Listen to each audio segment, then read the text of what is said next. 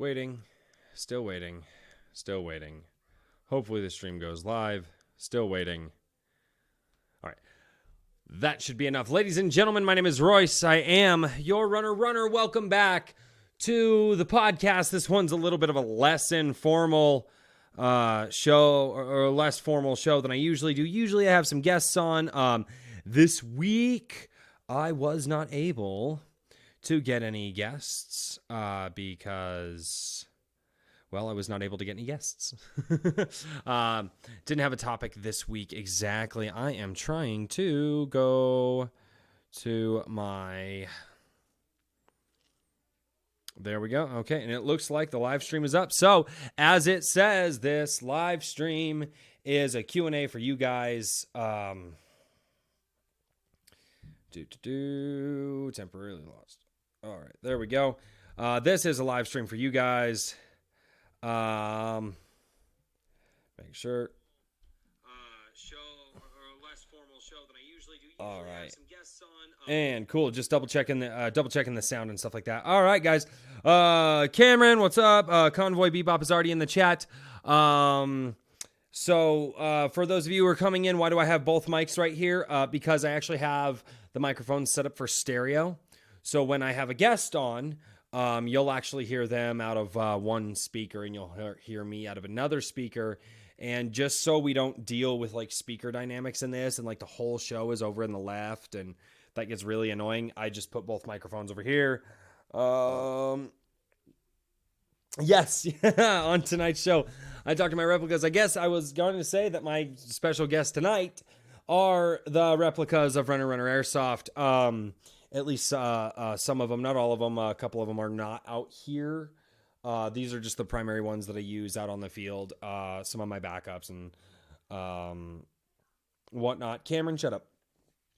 So, a couple of things that I'm very excited for, guys. Battle for Chernobyl 6 is live up on Facebook. If you guys click the link below, you'll go to my Facebook page, and there are several event links and internet links in my posts on my Facebook page to go for you guys to sign up for Chernobyl 6. For all of you who are like, man, I just don't know if I can make it, Convoy Bebop just paid for his ticket today and is going to fly out from Florida to come up and play Chernobyl 6 with us. So I don't want to hear any excuses from anybody about they can't make it. Somebody is flying in from Florida to come out and do this thing. Battle for Chernobyl 6. It sounds like it's going to be a good time, especially if we can get some good people involved. I know that the storyline for Battle for Chernobyl, let me find it. I don't know if my phone's actually going to last the podcast. Where do I have to go? I have to go places on the Facebook. There we go. Okay. And now I gotta scroll, now I gotta scroll. Keep scrolling. Still scrolling. It's a thing. Okay, there we go. So the Friday night game is going to be a zombie game, and it's a pretty straightforward type of operation. So Chernobyl 2019 Friday night zombie game. The Ukrainian state agency of the exclusion zone has hired your squad to collect vital intel on the nuclear power plant disaster and eradicate an uprising of zombies from the nuclear fallout before they invade local township trying to reestablish itself. It is vital to your mission to avoid contact with the local militia known as the Chernobyl Civil Militia, or CCM. Your objective is to eliminate or drive back the zombie horde while collecting vital intel at checkpoints Alpha, Bravo, Charlie, and Delta. You will be entering the Chernobyl Exclusion Zone, or CEZ, under the cover of darkness to help avoid detection from both the local militia and zombies. Your entry point into the CEZ is through the southern point of the zone, and you will have to make your way north to the plant. Once you have completed your objective, you need to head west to your extraction point, where you will turn over all intel gathered.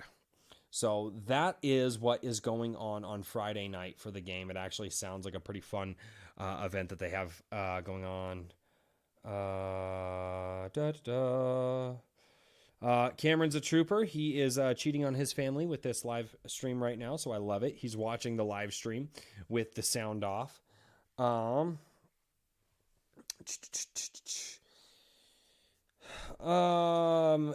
And tracer units and 4,000 of unopened glow-in-the-dark BBs somewhere. So I do have that going on, guys. I'm also going to be launching a new channel tomorrow night. And the premise of the channel is we're going to be doing just some live streaming and gaming. And our whole goal during the live streaming gaming is to raise money for different GoFundMes and to help people with medical bills and just do charity gaming, right? So charity gaming is going to be... yes, you did, Jay. Yes, you did. You did write that. That's what I read it right out of the message that you sent me. But so I'm going to be launching my channel. It's just going to be Royce Saindon. For now, I may change the name a little later, but it is the oldest YouTube channel that I have. It's like the original YouTube channel that I started. I don't even use it anymore, but I am going to launch some live stream gaming over there. And the whole purpose of it is to sit there and promote GoFundMes and try to get a community to help donate to these GoFundMes to help people who are in a rough spot. This is inspired by my aunt and uncle who are actually going through a really rough time right now, which is something that I never thought I would see them go through. My aunt and uncle were people who, how you doing south of Yellowstone? Nice to see you. I hope you guys enjoy this stream.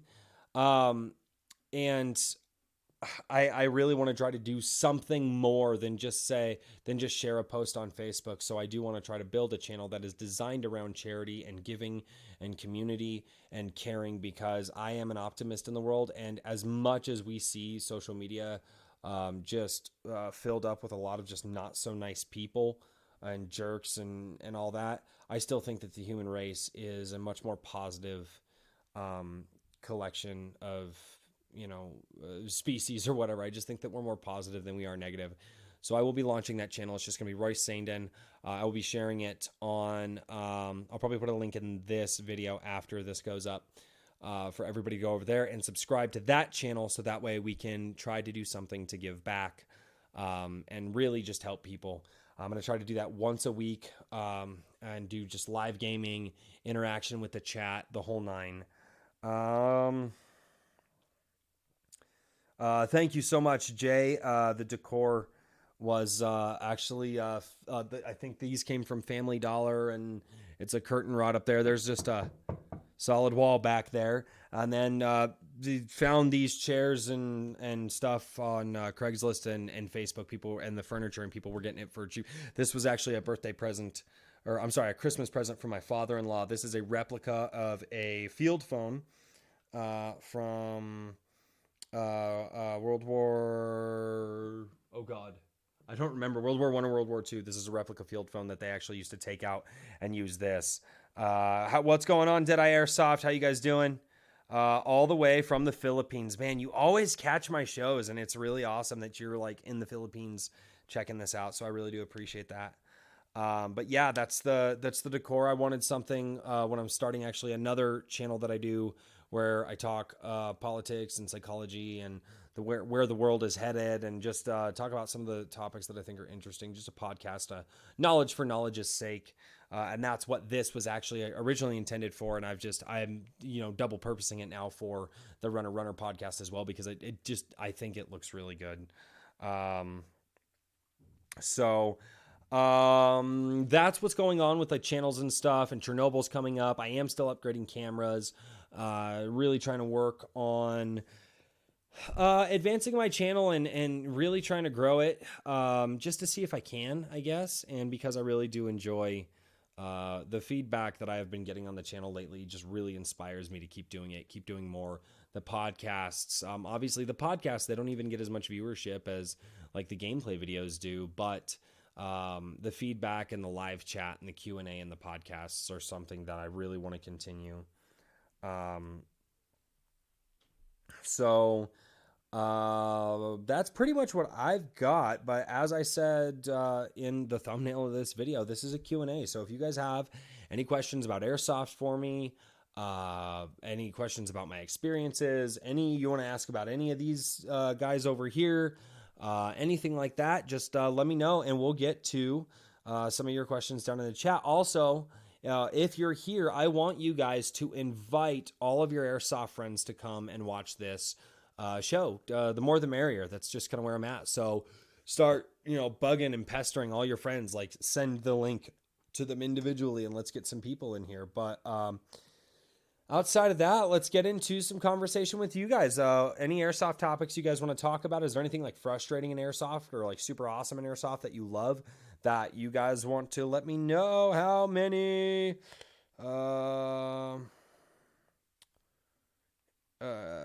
killed in actions you getting in Chernobyl? Well, I'm probably going to die a lot. I'm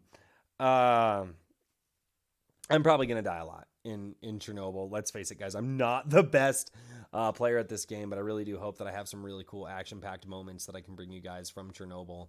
I'm thinking in my head how I'm going to do a few of those.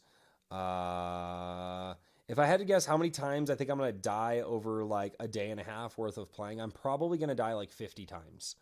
I'm most likely, if I die that many times, I'm going to pick like the sections where I die the least and show you guys. But hopefully I don't die that many times, but I think there might be that. Jay Malak down in the chat is also saying there's people that are registering using Runner. So if you guys register for Chernobyl, make sure that you guys put, when you go to put your name under the registration, if you're signing up online, you put your first and last name and then runner after that, and that lets them know that you guys are there for me. And then that way it helps me get sponsored into the event. It also speaks volumes to the community of this channel as well to show support for the local field. No, I do have a lot of self-confidence. That's the thing is I'm never not confident in myself at all. And a lot of people think that just because I say I'm going to die a lot, like that's me being negative on myself. No, that's when I go out into the field a lot and a lot of times I get really excited, I do die a lot though. I do. And I think everybody does. I think there are a few Airsoft players in the world that just don't die a lot. And they're just really good at the game, right? It's just a thing. It's just, understanding what I need to learn better, what I can do better, how I want to play the game better, ultimately. But that's the thing is like, if I die a lot now, like I always have a place to go. Like I always have, I can always get better at it. Lots of friendly fire depending on the group of people that are there. That's a good possibility. There could be a ton of friendly fire depending on the group of people that are there for sure.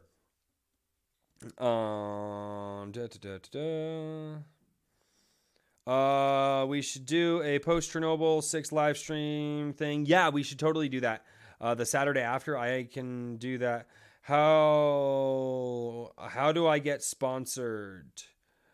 That's a really good question, and I think everybody's going to have a different goal,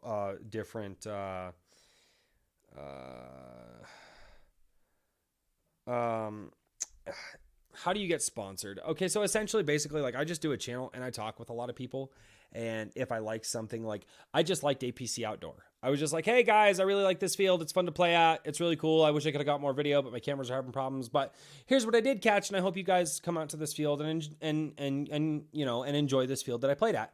Well, then the field contacted me, or somebody working on Chernobyl contacted me, and they were like, hey, dude, we really liked what you said about our field, and we really liked playing with you as well, and we'd really like to sponsor you for this event. Like, you got to do some things, right? You need to get 12 people to be able to sign up under you for us to sponsor you into the event, and we want you to do video for the event. So, and then, like I was sponsored at Kiowa Creek. I was one of their sponsored players, and basically I just did video of their field.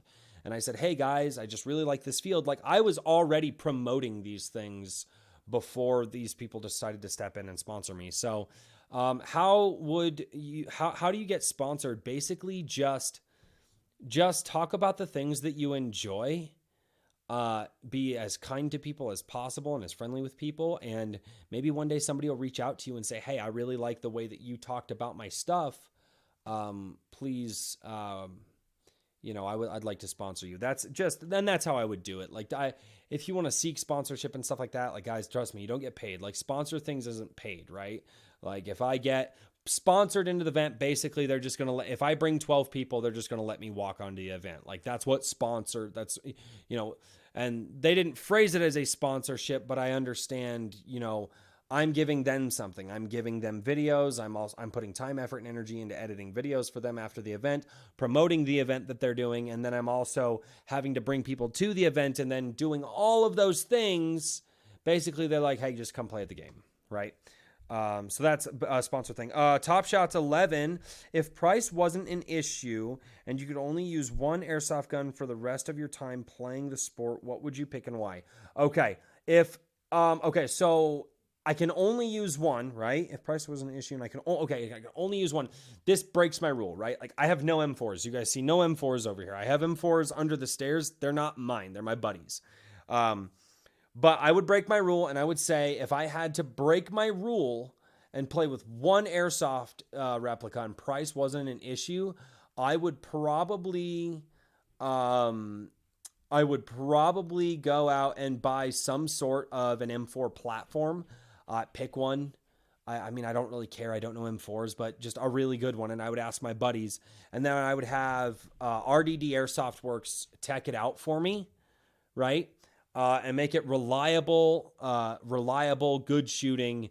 I mean, yeah, I'd probably just go with like man, I don't even know. Like, I might just like pick a body that I like. Like, I really like the APS Phantoms. Like the APS Phantoms, they just look really good. So I would probably buy like an APS Phantom and have it teched out.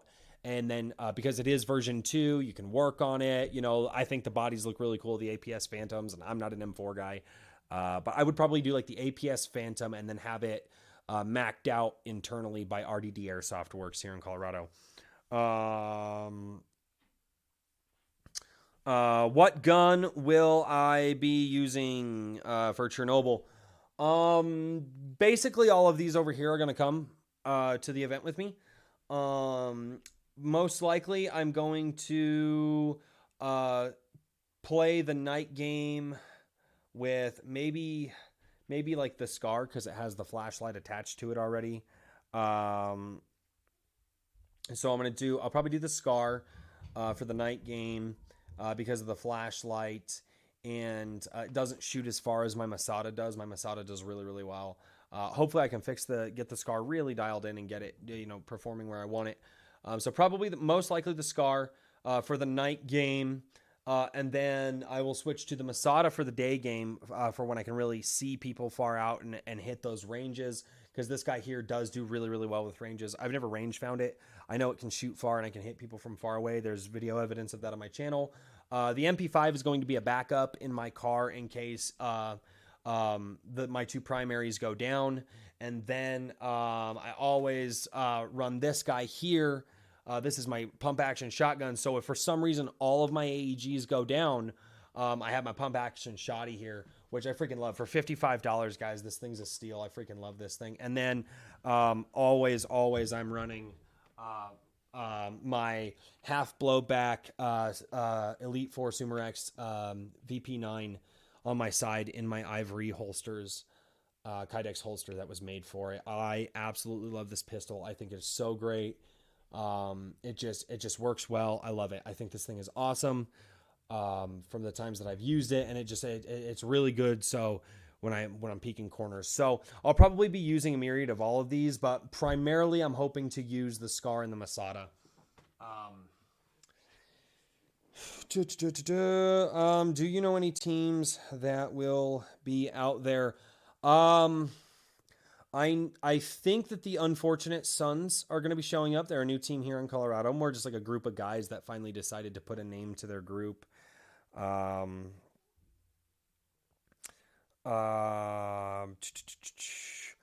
think some of the CX Milsim might be out there. I think Steel Reapers Airsoft, some of those guys might show up. I think...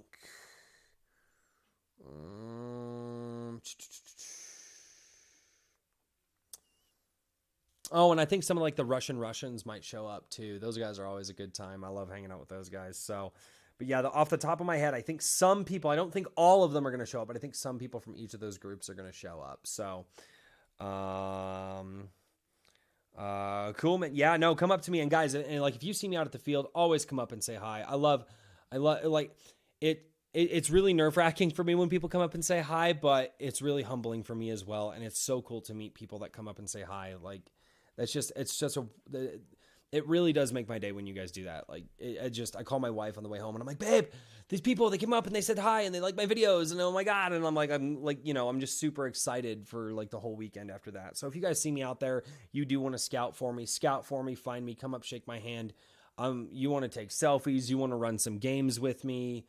You want to, get a shout out in my YouTube videos. I'll fire the cameras up, man. I got no issues with any of that. So just let me know, guys, and come out and always say hi on the field. Jay Atkins, do I know who you are? No, because you don't have a picture. And I'm terrible with names, dude. I'm horrible with names. Absolutely effing terrible with names. Throughout the week at my job, there's a good chance in a week I will have to see 100 different people. And sometimes I see these people once a year, once every 6 months. Sometimes I see them every week and I have to remember names. Jay, I am terrible at this. Besides the US and the Philippines, with which other countries subscribe to the channel? Ooh, that's interesting. I think I have some people from England that have subscribed to the channel, for sure. Obviously, the Philippines. I think a person or two from South America. Now, whether or not they're still here, I don't know, but I think they were here a long time ago. But yeah, I don't really know all the different countries. Maybe Canada too. Maybe I don't remember. I don't really keep track of like where the countries are coming from because I don't have enough data on that for my YouTube channel to show me. I don't know what hashtag free EJ is. So I don't know if I need to free that person. Either that or somebody's just making a funny right now and I have no idea what it is. Tell me what that is. I'm the Asian Terror. The Asian Terror. Okay, slightly racist, a little bit funny, but what? Be a little bit more specific than you're Asian. And no, I'm not saying you're racist. God. The Asian Terror. Okay, so let me be a little bit more specific. Jay, did I play with you out at APC? Were you the guy, I believe, were you in kind of like the black kind of SWAT loadout? If I remember correctly, maybe. This is more a question for the guys running Chernobyl. Okay, so if you're running Chernobyl, please listen to this. Jay Malak should be here still.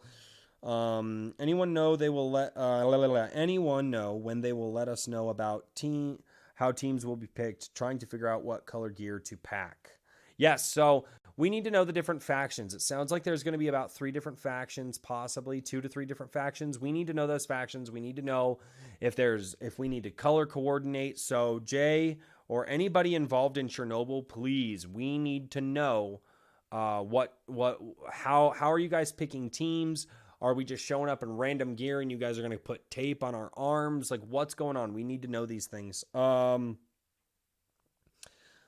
wife tells me that, or wait, no, before I get there, what are your thoughts on thermal and night vision? I don't play enough Airsoft to justify them, and considering that night vision, like a used set of night vision, is about 1.5 times what my monthly mortgage is, I probably won't be getting night vision anytime soon. That being said, I do know people who have played with night vision, and they have said that it completely changes how you play at night, especially when you're going to a large event. So I think that if you have the funds for the thermal and the night vision, and you want to invest in that for your gameplay and for those larger ops, or hell, just for local night games that are happening at your field, go for it.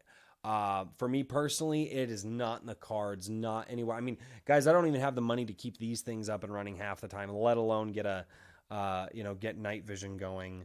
But no, I think that if you want night vision and I don't care, like if you think it's worth it, go for it, because if you think it's worth it, it's worth it. My wife says that the guns look so much prettier than I do. She is true. Look up hashtag free EJ on YouTube. Oh God. That's okay. That's a dangerous thing.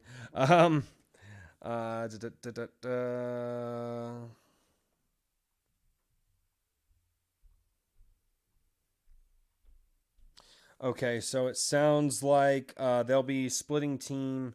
They'll be splitting up the teams Saturday morning. There's no set uniform colors. Can't can't can't be racist if I'm actually Asian. Yes, but I'm not Asian, and you made me say that you were the Asian terror. So I'm also being a little facetious right now. What am I drinking? Well, if you are over the age of 21, found this a couple days ago. I really like it. This is a Pyramid Apricot Ale. Light, smooth, tasty. I love trying different beers. I'm always down to give different beers a try as long as they are not IPAs. I think that the only people that like IPAs are commies and hipsters. And let's face it, hipsters are just commies, and that's why they like IPAs. So, yeah, but Pyramid Apricot Ale. Yeah.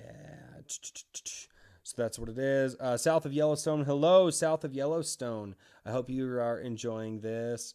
Gen 1 PVS you can get for $450. Yes, but I have heard terrible things about the Gen 1s. Everybody that I've talked to about night vision has said the Gen 1s are absolutely terrible. Pocket cash. I would love to pocket cash, but my job is not a stable like 40 hours a week. Sometimes I work a lot of hours. Sometimes I work a little bit of hours, depending on weather and things like that. So I can work anywhere from 40 to 70 hours, or hell, I can work anywhere from 20 to like 70 hours a week, depending on weather and depending on my schedule and things like that. So it's really, really hard to plan finances. And a lot of times it's really even hard to build a savings when you're doing something like that. And in the wintertime, when I don't work a lot, all of that pocketed cash that I do goes to basically paying my bills and getting us through the winter back into the summertime. So pocketing cash is a little easier said than done on that one. Jay says, well, I'm Asian. Jay, who are you? I was trying to ask you if I knew if I got you right. Who are you, Jay? Let me know. What are my best and worst moments in Airsoft? Ooh. Best and worst moments in Airsoft. Okay, so I like off the top of my head, the two best moments that I've had in Airsoft were games that I didn't record. I don't know why. One game was at Kiowa Creek, and it was a mission where the other team had to take like the nuke, right, the fake nuke, and they had to escort it into the tire for or over into Field 3 of Kiowa Creek. And as we were trying to stop the assaulters, we were trying to stop them. We had medic rules, we had bleed out times, we had respawn rules where we would get pushed back. And, you know, if we ran out, we'd have to get pushed back to the next spot. And then it was a great game. And we played for like an hour and a half. It was an hour and a half long game. Kiowa Creek was really pushing those hour and a half long, like mission-based games. Oh my God. We get to the final 5 minutes and everybody is pushing as hard as they could. Like the team finally gets into Field 3. The game admin goes up. He pops a white smoke, throws the white smoke into the sand, and lights up the drop zone that these two bomb carriers need to carry the bomb to.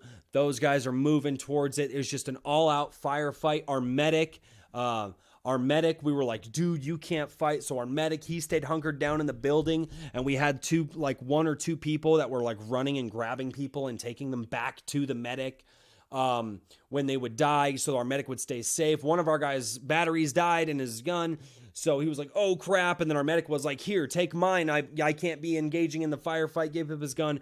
Phenomenal teamwork. The last 5 minutes of the game were so freaking intense, it literally made Airsoft just like, oh my gosh, and I didn't grab that game. That was literally one of the best moments I've ever had in Airsoft. And that went on a little bit longer than I thought it was going to. I have another good moment, but that can be saved for another time. It was a different sort of bomb game, but that was also a really good, fun game that I also didn't record. Because I suck at I don't know why I don't, like, all my best games I don't record, which really sucks.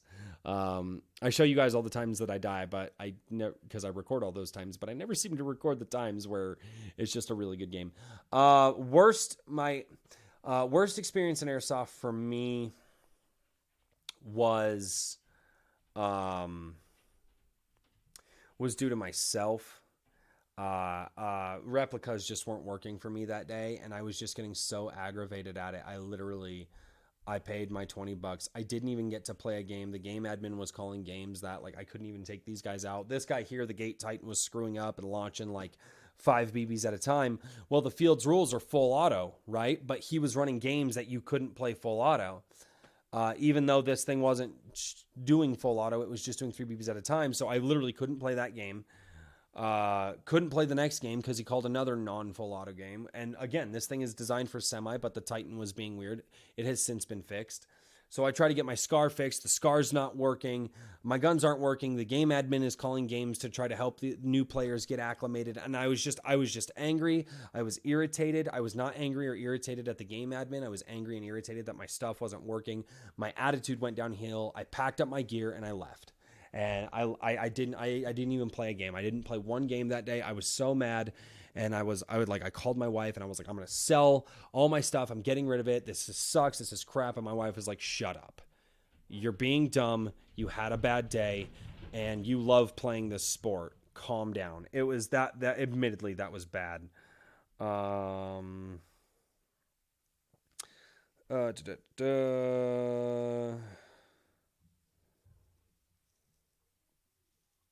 No, for sure, Jay. I agree that no, and you can get legitimate night vision for a cheaper price. No, you are absolutely right on that. Um, oh yeah, that's right. I forgot about when I jacked up my knee at FAF. Yeah, I jacked up my knee at FAF, but that wasn't like that hurt. Like, don't get me wrong, and that was a rough day for both of us, dude. Like that was a really rough day, Convoy. Told me there was some competition last week. I was not out at APC last week. What do you think about the APC outdoor field? Honestly, some guys don't like it. I don't think everybody's going to like it. I really don't. It is definitely a different field than a lot of other airsoft fields. They don't have like airsoft staff out there in the middle of games, like watching the games. So the players that do play out there, you got to be really honest. And it could, I think if that would be like the one negative for me is like they need to have like another ref or two out there for if airsofters start showing up and start really contributing to the field. They're going to have some sort of a moderator walking the field as games are going on, moderating those games to make sure that everybody's having a good time. The field layout for me was awesome. I love their CQB area. I think they called it City Hall was the name of the like urban field. They had a more longer range field. I do wish that they would have different jewel limits for different weapon classes. So, and engagement distances. I think that I wish that they would adopt more of the airsoft rule set into their field base. So you can have, an SMG class, a rifle class, a DMR class with a minimum engagement distance, a SAW class with a minimum engagement distance, and a sniper class. Right now, they are just a 400 FPS field or a 1.49 joule limit field, or 4.8 or 1.5 joules essentially. And I think that limits the potential that a lot of guys who want to have different builds and snipers and stuff out there. I think that's fairly limiting, but that being said, I had a blast out there. I loved the field. I loved the players. And I think that as long as you go with a good attitude, you're going to have a good time. I think that they just need to build up some of the rules for airsoft a little bit more. But outside of that, I mean, if people don't like it, what do you say to people, right? Like, hey, I liked the field. That's why I did a video on it. That's why I'm promoting the Chernobyl event, because I want to get more airsofters out to this field, because if we can get more airsofters out to this field, then maybe they will design more airsoft rules specifically for airsoft, such as, a sniper class, a DMR class, a SAW class, get those rules involved, and we can actually have another field in Colorado. Like my whole goal here is I think that the field was great. I think that it has more than enough room to play on. I mean, it is literally the largest outdoor field right now. There's not a larger outdoor field in Colorado. There's not. Kiowa Creek was the only field that was larger than it, and we only played on like half of Kiowa Creek. But no, I think APC Outdoors is a great field, and as long as you're an honest player and you don't like, if somebody does decide to cheat or not call their hits, as long as you don't get mad about it, you'll be fine. Convoy Biba, you just ate steak at my house.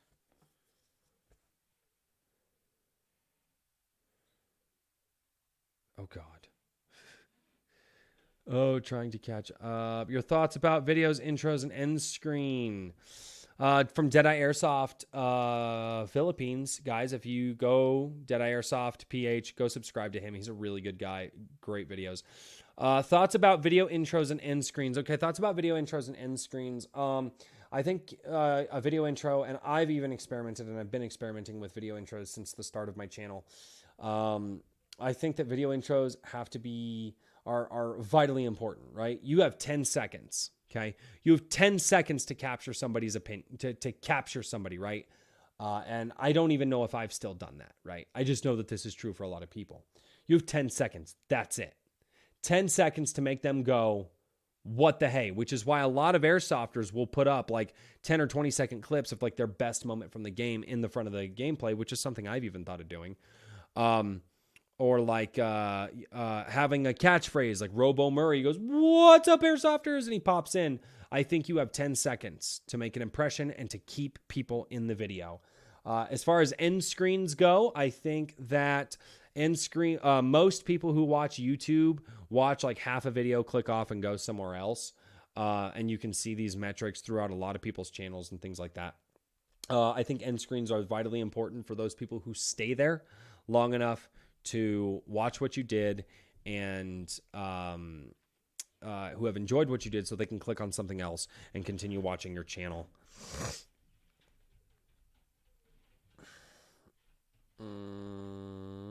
So yeah, I think they're both vitally important.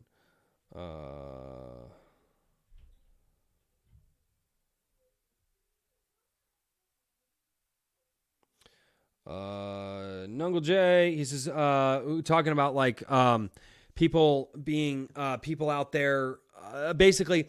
So what I was referring to, Jay, he says, no, I disagree. It's an honor sport. It's not completely necessary to have as many refs, in my opinion. 100% right. It is not necessary. If you don't call your hits, you get hit until you do. Am I wrong? Yes, you are wrong, because there are some people out there who they won't call their hits. Those videos are all over YouTube. There are people who will just walk across the field and who will completely and utterly ruin the game for somebody else. And so if you have too many people out on a field, or if you have too many people, if you have a field that is not trying to do their best to give the best player experience by having another ref or two out there to at least moderate the games to get rid of that stuff on the field, people will realize that and they will take advantage of it. I'm sorry, not everybody is an honest person. Although I do believe that humanity is absolutely amazing and we are genuinely all good people, some people just want to go out there and ruin other people's day, and that's what they consider to be fun. So yes, I do think that you are wrong, because well, if you don't call your hits, you just, I'm sorry, anybody who's going to call their hits is going to call it the first BB that they feel. Anybody who's not going to call their hits is probably not going to call their hits, or they're going to try to snake it, or they're going to, no. So I do think that airsoft fields definitely need, because it's completely different than paintball. Paintball, there's a visual marker, there's a visual indicator. It's easy for players to look and be like, yeah, I totally hit you because I watched the paint explode in your face. Whereas airsoft, if you lose track of that BB and players aren't calling it, or somebody's blatantly violating the rules, there's no visual indication. So no, I do think that airsoft fields, or any field trying to be an airsoft field, needs to have some of that moderation out there to help especially the newer players and the less experienced players. So yeah, no, I will disagree with you on that one. Is it an honor sport? Yes, it is. But it can absolutely ruin the game for people if you have people who just don't care. And there are some people who just don't care. I am trying to work on chrono limits with management. Jay Malak, thank you so much. I think that'd be really helpful and beneficial, because I know like a lot of guys want to run snipers, and I know a lot of fields set like 100-foot minimum engagement distance for snipers. DMRs, I know a lot of people they'll set like 50 or 75 feet for DMRs who are running 450 feet a second, and snipers running 550 feet a second, or 2.87 joules and 1.8 1.87 joules and 2.9 joules 2.9 joules for snipers, 1 point. Joule creep is also a thing. People call it joule creep. I think it's a dumb name. It's joule increase. HPA replicas.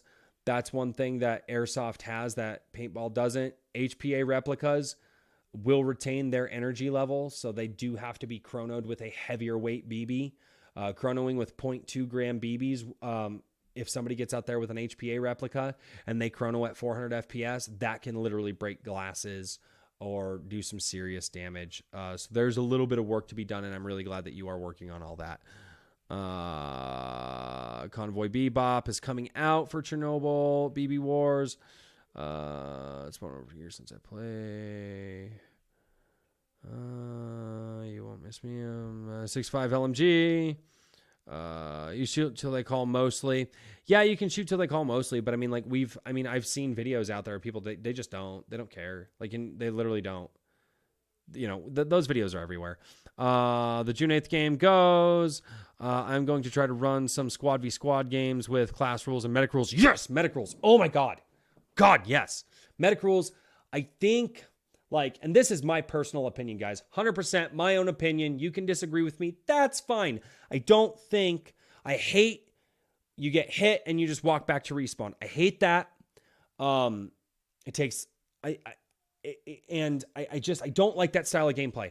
I like fields that have designated medic rules. You don't just get hit and you go back to respawn. No, you get hit, you sit down for like 2 minutes of bleed out time, waiting for your medic. Your medic can come up and heal you, and you can get back into the game by patting you on the shoulder a certain number of times, or a fake tourniquet or whatever. And then you go back to respawn if your bleed out time runs out.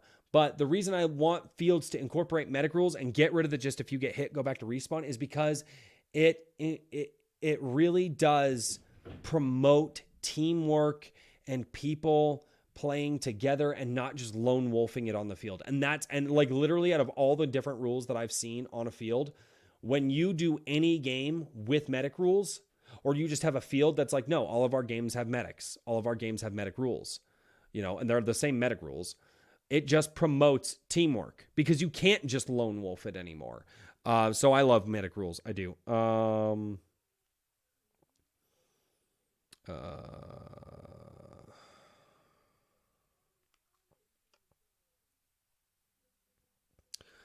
do I personally handle cheaters? I don't. That's not my job. My job is to call my hits. If I see somebody doing something on the field, and for the most part, there's only a couple here and there.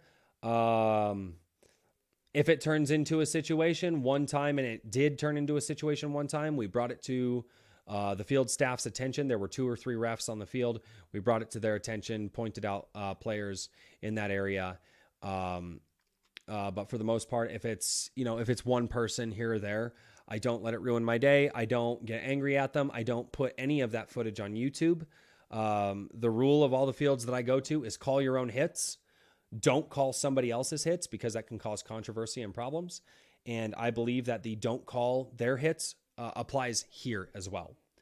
If the field rule is call my own hits on the field, then I'm going to call my own hits in the videos. And if the field rule is don't call another player's hits because you might not be hitting them, or you might not be shooting accurately as you think you are, that rule applies for my YouTube videos. I don't put cheater videos up on my YouTube video for that exact reason. So if it does turn into a bad enough situation, I do bring it to the field staff's attention, and I point them out and make sure that field staff understand what's going on and what's happening, so they can address the issue, remove that player from the field if necessary, or from the game, to make sure that the other players have a good time on the field.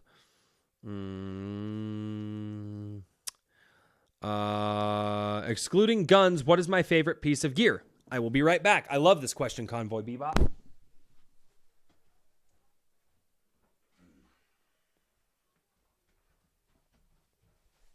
Okay, so excluding guns, my favorite piece of gear is, this is my battle belt that I have, but it's on my battle belt, and it is this right here. This is my Ivory Holsters Kydex holster for my VP9. It is freaking awesome. I've literally run down the mountains at the Rampart Airsoft games with this thing. I have... that mic's being weird now. I hit it. I've run down the mountain, slid down. I've fallen down with this thing. The pistol never comes out. This is Ivory Holsters designs holsters for real pistols, for firearms, and he built this for me and had to do a little custom work because the Airsoft replica is 1-to-1 in the body, but they put this little stupid Airsoft safety here on the side. I don't know why they did that, but they did it. Whatever. I got this thing for $50. It's an $80 pistol. And I can't believe for $80 this thing is as good as it is. And a lot of people are actually really surprised by it. But yeah, this holster here is my favorite piece of kit, and it is my best piece of kit. It is sturdy. It's reliable. I never worry about my pistol falling out. I never worry about it getting damaged or cracked or breaking or fraying or exploding. This is by far, this holster is 100% my favorite piece of kit that I have, because of just how sturdy it is, how reliable it is.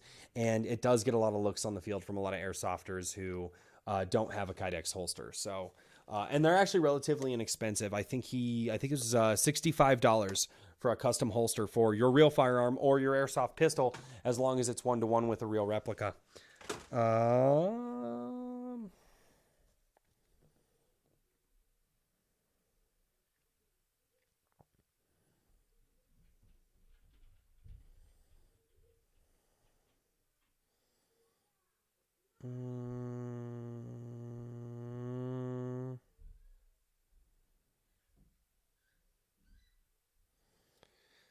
Have I met Bryson? I must have. Bryson Moore? I think I have. He's our medic. He runs with the Riot Shields and a foam axe. Oh, there were people talking about him. My friends were talking about him when they went out there a few weeks ago for, if you guys were out there, you probably saw a guy running around with like a green Darth Maul mask. That was my buddy Zeb. He was actually leaving the state. But yeah, no, they had such a blast. They actually talked about your buddy Bryson with the shield and the axe. And Matt, he was on last week's podcast. He and I were talking about it. He was like, dude, it's terrifying. This guy just goes out there and he just has this axe and a shield. And like, he's got the shield. You can't shoot him. He's like, it's terrifying. He just starts running at you and you freak out. My buddies were actually talking about him, dude. That's so great. We don't get revived very often. Well, he's a poor medic then. I'm really glad that the medic rules, thanks Deadeye Airsoft. I really appreciate that. I'm really glad. I just think that medic rules, that is the one thing that can change how an airsoft field groups up and plays as a team.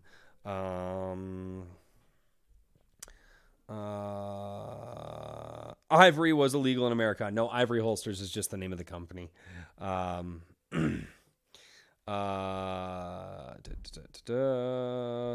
Oh yeah, Convoy Bebop also has an Ivory Holsters. Cesius Airsoft. What do you think of TQ/medic rules and Airsoft, and how can they be improved? Okay, so I did already talk about medic rules, but how can medic rules be improved? Well, from my perspective as a team dynamic, I think medic rules can be improved by,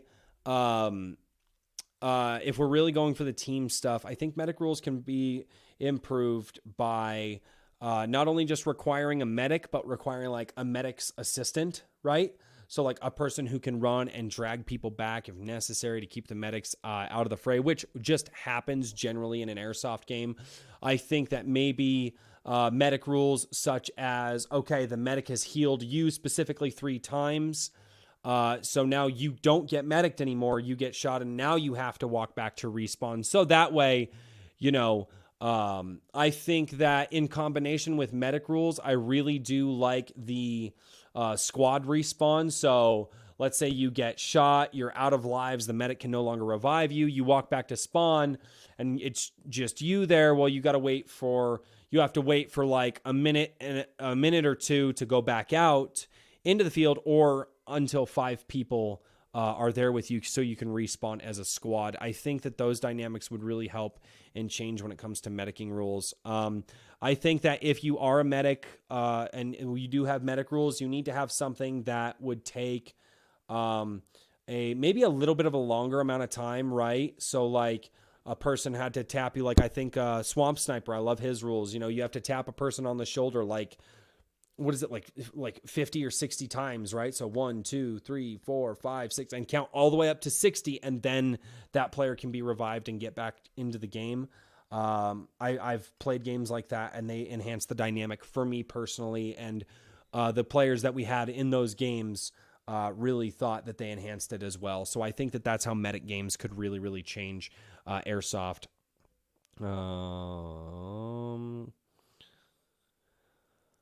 Okay, shields. I absolutely hate Riot Shields in Airsoft. I think that Riot Shields in Airsoft, because a lot of people will abuse them, and most fields don't have rules for them. And I don't like that. I think if you are running a Riot Shield, I think something like this, like was talked about a guy earlier, he runs a foam axe. So he's a Riot Shield and a foam axe, and that's how he plays. That guy, run your Riot Shield, 100%, no issues with that. But a guy sitting there with a freaking saw, and he just has his Riot Shield, and or his just and he'll run up to you and you can't shoot them. I think Riot Shields, if you are running any sort of replica, a pistol or anything like that, Riot Shields should not count. If you want to run a replica ballistic shield, I have no issues with that, because, by a ballistic shield, I mean something heavy enough that people build, and it's like 45 or 50 pounds that they have to pick up with both hands and move. I am fine with those shields because those are more real-world accurate and they're less cheatist. I think Riot Shields, I think too many people use Riot Shields as a way to cheat or just not... Or basically just have an advantage over other players on the field. I am not a fan of Riot Shields, with the exception of certain instances. Handheld weapons. Love handheld weapons. I think handheld weapons for melee, as long as they are safe in the airsoft field, are absolutely fantastic. I think they're great. Love them. Absolutely freaking love them. I'm not going to chug. Maybe.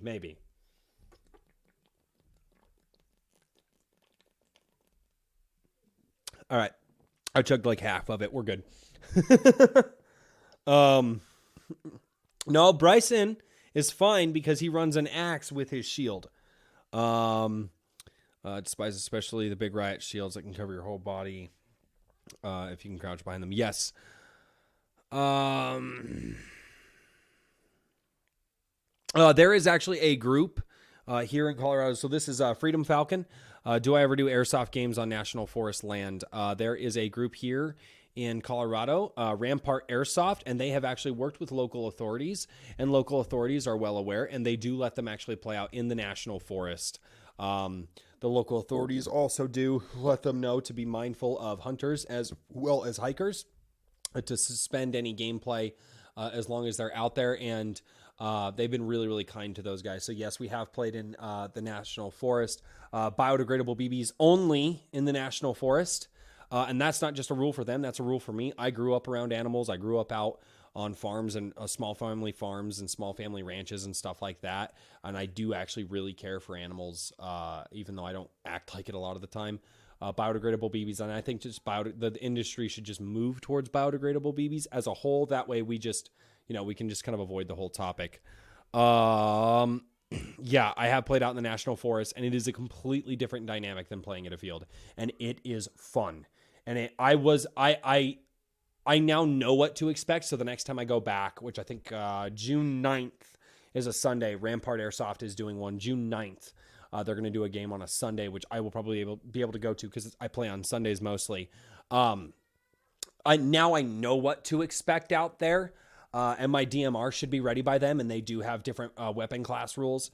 So I should be able to go out into the hills and crawl up on a rock somewhere and be able to pick off some shots. And the dynamic is different, and I wasn't expecting it the first time I went and played. Now I know what to expect, so I know how to change my gameplay style. So I'm very excited to go back and play out in the National Forest with the Rampart Airsoft guys. Walked out because he never got revived. Yeah, that would suck, and that's why you have to have bleed out rules. And Mrs. Runner is being weird. See, and that's why you have to have bleed out rules. So if you're doing the medic thing and you're not getting revived, you need to have a timer you need to have a timer. Like, hey guys, if you're there for 2 minutes, go back to respawn. That's your bleed out time, right? Like in a video game, that's where it comes from.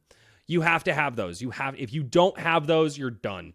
I will steal Cam's opinion on shields. Make them realistic weight and only run a sidearm. Then they're okay. Yes. If they're actually heavy, respect it. With the shield is fine too. Yeah, melee weapons, because you got to get close. Riot Shields are dumb. End of discussion. I'll drop kick you if you use one. Oh, God. Ooh, it's getting violent. Yes. Do I have any tips for people just starting Airsoft? So this is Valkyrie Fox. Yes, I do have a few tips. So first of all, everybody is going to say this. Make sure that you get a really, really good set of eye protection. Okay. That really is important. First tip. Okay. Tip number 1. I'm sure you've heard it 1,000 times. If you are over the age of 18, most fields do not require that you have a lower face mask. I would recommend a lower face mask because it really hurts getting shot in the mouth or the tooth.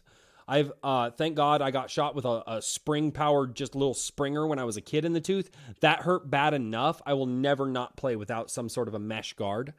I think that time and research into the replica that you want. If you're just starting out with Airsoft, I think that going for either like the Cyma AKs, which is CYMA, or possibly even if you're more of like an M4 person, if you wanted to go for the M4 platform, the G&G combat machines are really, really notable. I also think if you really want to be effective, go out and buy some like 0.25 gram BBs. Buy a little small. You can get like a tester pack of BBs. Go to evike.com. They have a BB sampler set, and it has a bunch of different weights. And what you do is you go out and you shoot a BB and then rotate your hop and then turn your hop up just a little bit and then turn a BB. And what you do is as you turn your hop up, you'll start to see the BB lift and shoot further and further. And, go all the way to the point where the BB shoots towards the sky. And then you go, okay.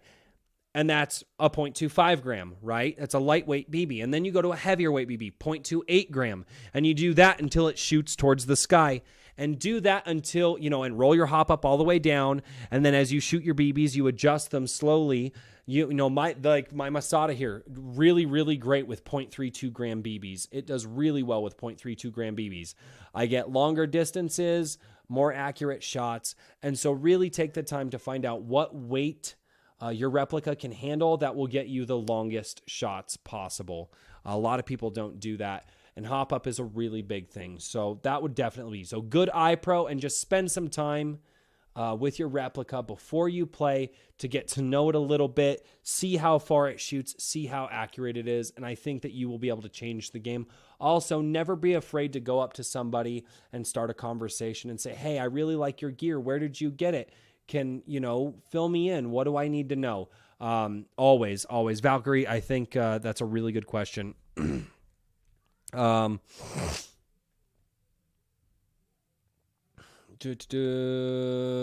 wife beater. Oh my God, what is going on? High torque or high speed motors? It depends on the build you want to do. 100% depends on the build that you want to do. High torque or high speed. Okay, so for instance, for my MP5 down here, that is a 1 joule build, which is about 325, 330 feet a second. Okay, that's a 1 joule gun. Okay. When I'm talking about feet per second, I'm talking about with a 0.2 gram BB. I don't shoot 0.2 gram BBs. I don't own 0.2 gram BBs. It's a 1 joule replica, which is the amount of force that it will hit you with whatever BB that comes out of it at the muzzle. So for this guy here, if I wanted to rock it like full auto sometimes, like I do, I would probably be more inclined to put like a high speed motor in it because it's lesser power, and those high speed motors can really crank that out in these lesser power guns. If you're doing something like a standard rifle, you're getting closer to 400 feet per second or 1.5 joules, or you're doing a DMR, 1.89 joules or 450 feet a second. I would say high torque motors are really good because they have that power and strength to pull back those stronger springs on the inside of the replicas. Cesius Airsoft, get in touch with me on Facebook. I have a guy who might be able to get you some good deals on Wolverine Infernos. He just got an account. That's Big Red Airsoft. He was on the podcast last week, and he should be doing a Facebook page soon. He needs to. I've been telling him to do a Facebook page for like 3 months. Get in touch with me on Facebook, Runner Airsoft. Just message me. Let me know that you're Cesius Airsoft. Use your YouTube name here, and we'll see if we can't get you. If you're looking into HPA, we'll see if we can't get you in touch with somebody who can get you something a little bit less expensive, possibly. Da,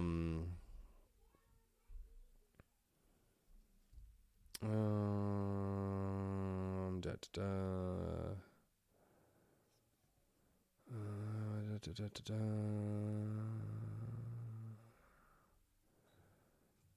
Run Blackbeard Shield. Oh my gosh, what is going on in the chat right now? Yeah, face mask costs less than teeth. That is a very thing. Lost a tooth in Airsoft. Protect your mouth. Yes. Then I bought a Di-4. I want a Di-4 so bad.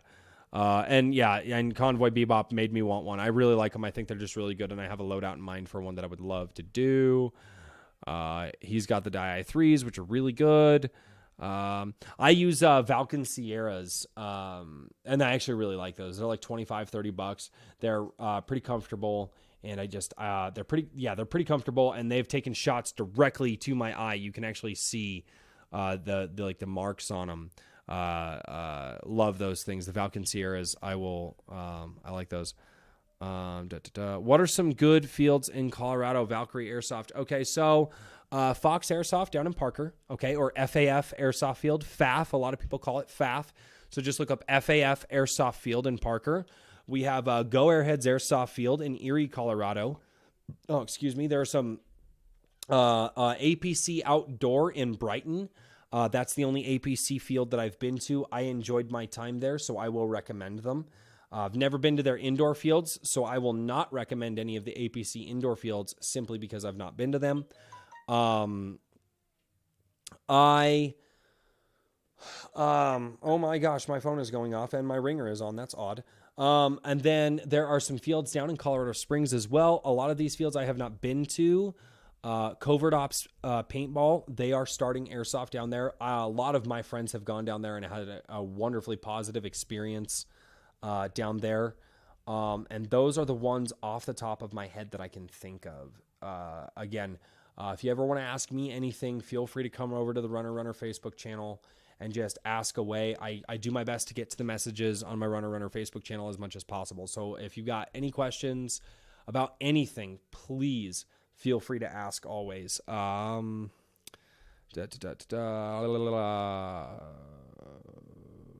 I know my stream is behind because there's like a 1 minute delay. License. It's our podcast now. No, it's not. No, it's not. I'm the dictator here. Yeah, right.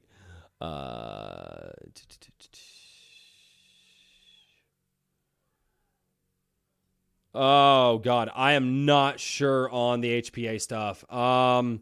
What would be worth it more, Crytek or the Scar? Which would be worth it more? Okay, so that's going to come to upgradability. I have heard Crytek's, depending on how your Crytek handles it. Some Crytek's handle HPA really well, some don't. I don't know what brand your Scar is. Mine's a VFC. But I do believe that they make like the Wolverine Inferno and a few other things like that that are just drop-in systems, so they could work. And it really is up to you. I mean, at that point, it's what you're putting under the hood, and it's just what body style do you want to HPA more, right? Like, which one do you want to turn into that replica? And I think that there's your answer. It's just whichever one. If I'm going to HPA any of these guys over here, I would most likely HPA my Scar, maybe. If I'm going to HPA any of my stuff. And I probably won't be HPAing any of my stuff ever anytime soon. But yeah, HPA the one that you like more. Yeah, no, not the Crytek. Again, yeah.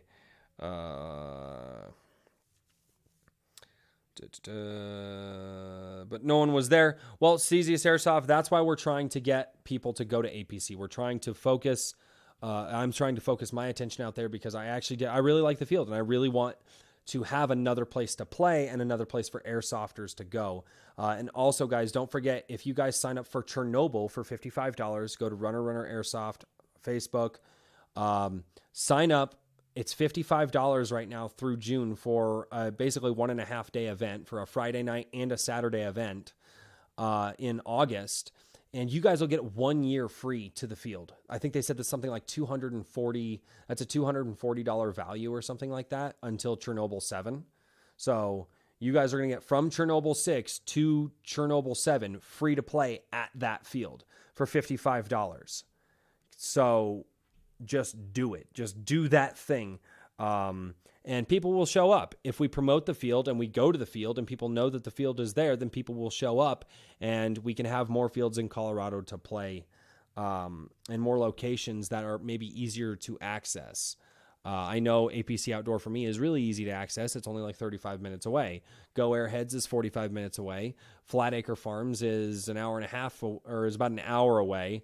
And then anything beyond that, we're looking at like 2.5, 3 hours for me to go play. Even the Rampart guys are really far away from me.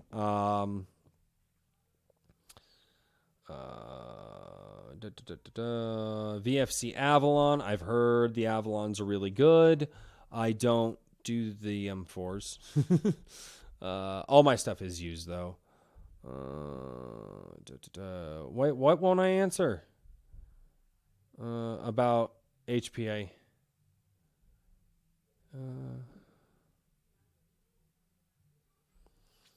Would I ever attend any Milsim events on the East Coast or airsofting with friends at an event?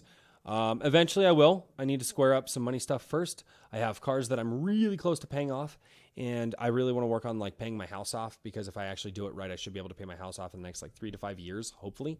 And then, but yeah, I will be, I do plan eventually one day to travel and do airsoft and play events on the East Coast and stuff. So, yeah.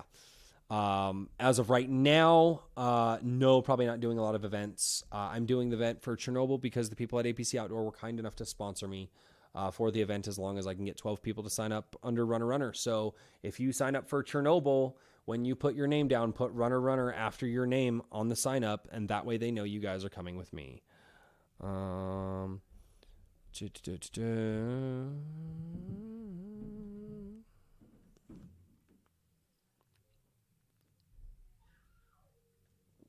are 10 to 20 guys every weekend at APC Outdoor. So that's fantastic. I'm really glad to hear that. RPK 750. God. Yeah, Bill put a freaking flagpole of an inner barrel in his freaking RPK.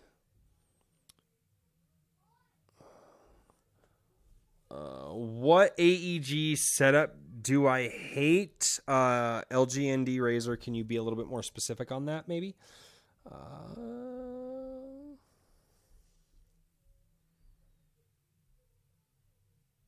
What is the most annoying airsoft experience I have had?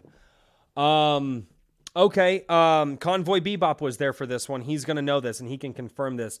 Convoy Bebop and I took the risk at buying some not so good airsoft BBs, and they wouldn't feed all day. We literally bought like 4,000 BBs, and I think we used like 3 or 4 mags a piece, or like maybe tried to run like 2 games with them. We ended up throwing out of 4,000 BBs. I think we probably, we loaded up our magazines. So we had like, we probably had like 3,000 left after a game, and we literally threw out 3,000 BBs. That was the most annoying experience, in my opinion. Having BBs that just don't work, that don't function. It does. Buy good BBs. Buy good BBs. Again, Big Red Airsoft is selling the best BBs in the state. They're consistently good all the time. You know the quality that you're getting, and you're going to be buying them and supporting a small business here in Colorado. Most annoying airsoft experience I've ever had was playing with those crap BBs. They were fucking terrible. Sorry, I had to break that one. Oh, that was bad.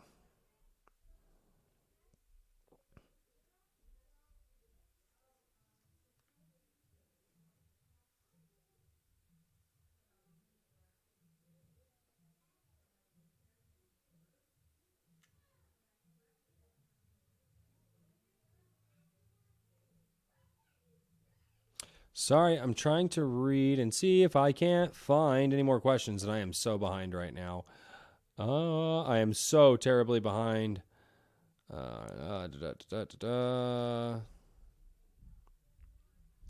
oh my gosh, I think I've almost caught up with the chat. Holy crap, I caught up with the chat. Ugh. Top Shots says he dislikes forced bang bang rules. I absolutely hate forced bang bang rules. You're playing Airsoft. You're there to get shot. You're there to shoot people and get shot. If you want to give somebody the courtesy, go for it. It should not be a mandatory rule. Top Shots, thank you for mentioning that. RPK. Don't accept bang bang. Move on. Sorry, somebody's a little more popular. Okay, so how long have I been going? Oh my gosh, I've been going over an hour at this point. Runner, do you have any advice on not burning out while editing videos? I have like 3 that still need to finish, but just don't have the motivation to do it. Take a break, man. Take a break. Seriously, I have. My channel sometimes will go dormant for like months because life gets in the way and I got to do stuff. You know, there's nothing bad about taking a break, you know, at all.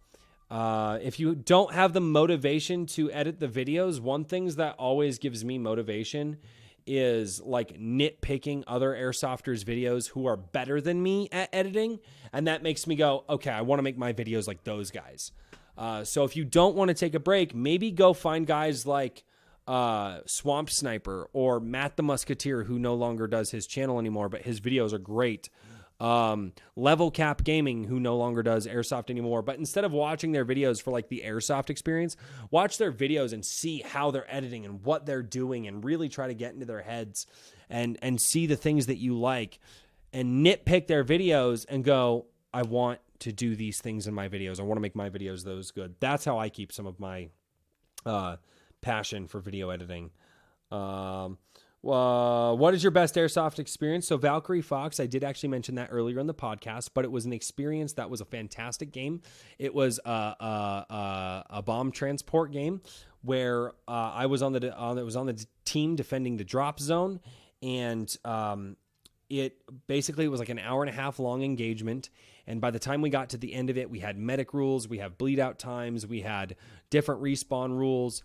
And by the time we got to the final 5 minutes, the firefight brought our team, the defenders, together as a unit. It brought the enemy team together as a unit, and we all put everything we had into those final 5 minutes. And it is one of those things in Airsoft that I will never forget. What made me start YouTube? I wanted to start YouTube. I don't know. I wanted to do videos. I thought they were cool. I wanted to do videos. I just did. You know, me and my buddies could watch it and like talk about it, which does happen. You know, my buddies watch my videos and they, you know, message me and be like, hey, you're dumb. Yeah, I just wanted to do it, man. I just did, you know. It's fun. It gives me something to do, and it gives me something to do throughout the week, and it really does help with my stress. Which is also like the other side of it too. So I get to go and I play Airsoft on the weekends, and I don't play video games. I'm not a video game guy. Like, you guys are going to see some video game playing on my on this channel, as well as on the gaming for charity that I want to do on my other channel. But that's not me. That's my buddies, and I know a lot of people are very receptive to video games, so I want to use that medium to try to help do some charity for some people who need the help. But I'm not a video game guy. I don't play video games throughout the week. I don't really like playing video games unless I can sit down and do like a couch co-op game with one of my friends. And so for me, video editing is like my stress relief throughout the week. And so that's part of the reason I started YouTube.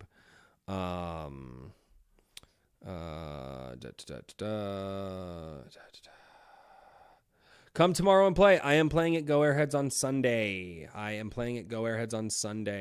I have stuff going on tomorrow, and I may or may not get called in for emergency work tomorrow. I don't know yet. I think I'm on call this weekend. So, or I think I'm on call tomorrow, because that's when they think that the emergency work is going to be. So I've already made plans to go play on Sunday with some people that I haven't played with in like months. But I think not this weekend, next weekend, I don't know, so next weekend, I'm going to try to get out to APC Outdoor on a Sunday. I play on Sundays, guys. That's generally when my work schedule is free. Be great tomorrow. To Bryson, bro. Chernobyl event. If I didn't have to work 12-hour night shifts through the weekend, and that it's happening maybe next year, though, for sure. 12-hour night shifts, dude. I feel you. I've done it. I've been there. I know what you're going through. Yeah. Bypass dabs. I feel you, dude. I feel you.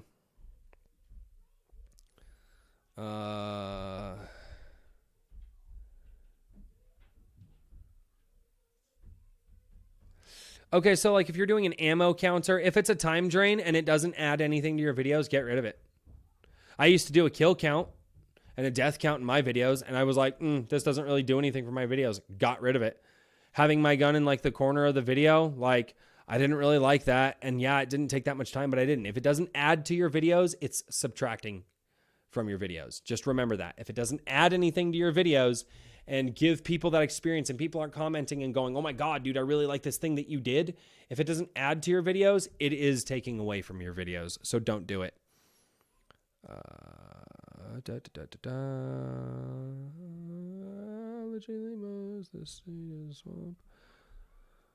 What's my opinion on Revelations 7? I think that Christopher Ratton, Swamp Sniper, the owner of Balahack Airsoft Field, has come up with a revolutionary form of airsoft. It has literally changed the way that airsoft has been viewed by people all around the world, and it is getting more and more people interested in airsoft. I've never been to a Revelations event. If I ever get the money up to go to Balahack Airsoft Field, I am going to go to Balahack Airsoft Field as much as I humanly possibly can. Even if I have to cross the United States to do it multiple times a year, even if it's just for weekend games, I don't care. I want to go to Balahack Airsoft because after viewing everything and knowing people, after viewing Swamp Sniper's YouTube channel and knowing people who have gone to his events, I believe that he is one of the guys that is revolutionizing the way that airsoft is played and drawing people into the game.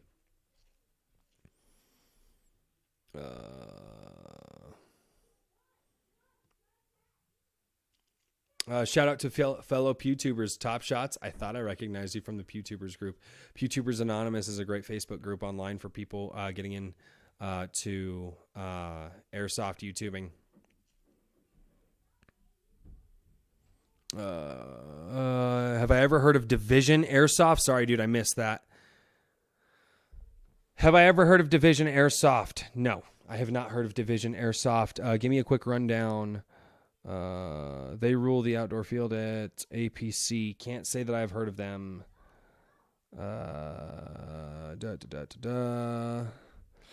Favorite music genre? Rock and roll. Rock and roll. Modern rock bands.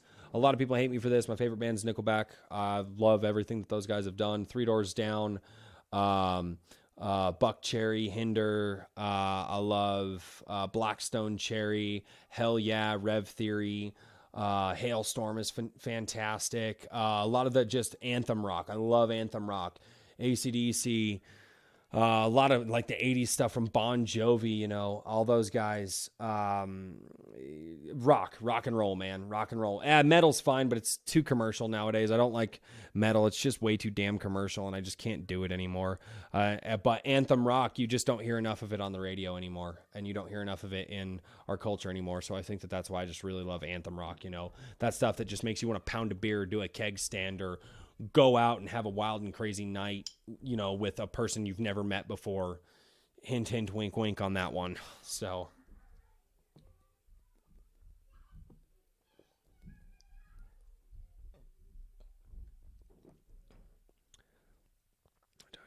God, the chat's moving. I didn't skip your question. I missed it. I didn't skip it. I missed it. I'm trying to skim read as fast as possible. I don't think Nungle J likes me. I love that. I love that name. I haven't said it out loud yet. I love that name. What are your favorite socks? Answer you. What does that even mean?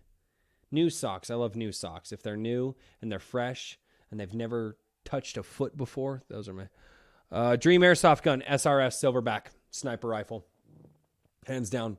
I want an SRS Silverback so bad. I want to get back into sniping, but it needs to be worth it for me to get back into sniping. I started airsoft when I was sniping. Nordic metal, dude. Nordic metal is interesting for sure. I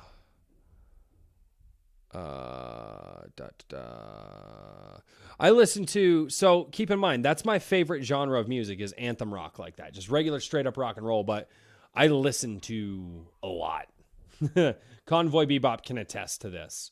And my wife also listens to a lot. My wife is definitely into more death metal, black metal, things like that. But I cover everything from classical to pop to death metal, if it's in there, because I think every genre has songs and bands that are worth listening to.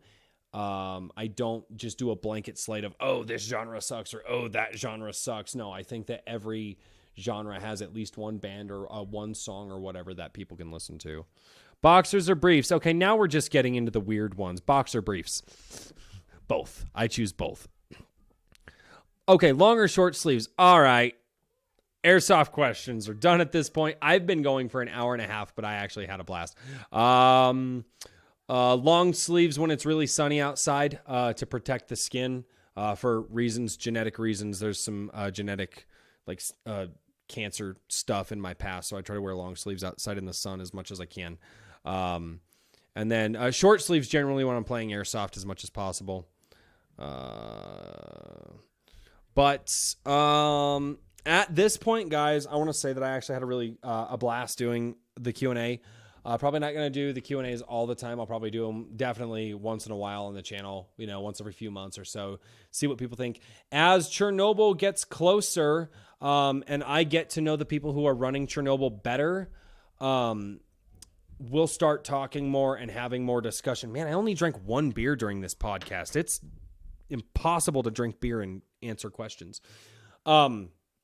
As Chernobyl gets closer and I get to know the event promoters better, I will have them on the show. I will have them on the podcast to talk about Chernobyl, but I need to get to know them and make sure that they're good, decent people, because I do these shows in my house and I am not going to have somebody here that I don't trust around my wife and children. And I know some of those guys are down there right now listening. So, that being said, guys, thank you so much for watching the podcast. I'm going to crack my second beer and I'm going to go keep drinking it. And I am Division Airsoft. Okay. I'm not going to chug it. No, I don't chug beer. I drink it. I savor it. I enjoy it. I don't chug it. I'm not going to chug it. No. But thank you guys so much for joining the show. I really had a lot of fun answering your questions, and I really do hope that my answers weren't stupid boring. I really hope that you guys don't hate me and unsubscribe from me and leave me forever to die and wallow in my own self-pity. But as long as you guys still love me and you don't leave me to die alone in my own self-pity, I will see you all next time right here on Runner Airsoft. Have a good one.